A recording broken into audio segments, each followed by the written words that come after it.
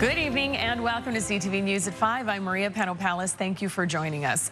First at 5 tonight, flight status. Air travelers are feeling the turbulence of the Air Canada flight attendants strike, with thousands of itineraries thrown into a tailspin. As CTV's Ryan McDonald shows us, smaller airports in our region with fewer flights and options are weathering elevated stress levels as passengers try to get off the ground. Ryan. Maria, I'm here outside the McCurdy Sydney Airport, where today the early morning Air Canada direct flight to Toronto was cancelled. And that's been one of the staple flights out of this airport here in Cape Breton for the past number of years now. And it didn't take me long today to find out that the impacts of this Air Canada strike, well, they're pretty far-reaching.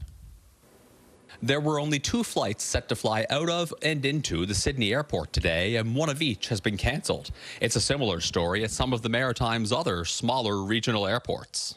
Well, I'm stuck here now till Thursday night with a redirecting flight, which will bring me home Friday night.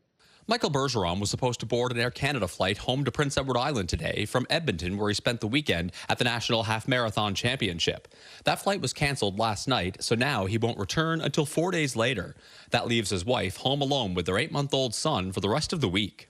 I have a young kid at home and a wife that's missing me. And adding an extra 4 days away from home really sucks. So right now I have a flight that's scheduled to leave in 7 hours. Monica Dutt is traveling from Cape Breton to Zurich, Switzerland with her 16-year-old son, Cale. They made it from Halifax to Toronto on a Flair Airlines flight and are supposed to fly across the Atlantic with Air Canada, but have decided not to risk it. Unfortunately, that flight, I'm assuming, won't go ahead. I did, at a much greater cost, book another ticket early last week. Passengers have a right to alternate transportation when their flight is canceled. Air passenger rights advocate Gabor Lukac said that if an airline can't rebook someone within 48 hours of their original departure time, the onus is on them to buy you a ticket with a competitor and cover associated costs like ground transportation.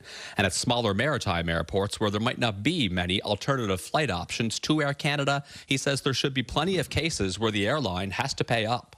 So, for example, from Charlottetown, if you have a passenger who has no other flight from Charlottetown but Air Canada, then Air Canada may have to buy them a ticket from Moncton or possibly St. John or Halifax. Before boarding her flight to Zurich, Monica Dutt said that despite the stress it has caused her, she has taken a stance on the issue. I do fully support the flight attendants. Honestly, I didn't know much about their work conditions until the media the last few weeks.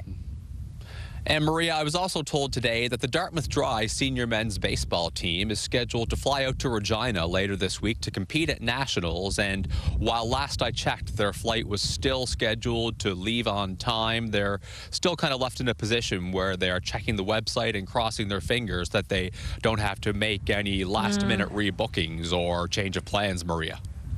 Oh, so many people scrambling. Thank you, Ryan. CTV's Ryan McDonald for us in Sydney this evening.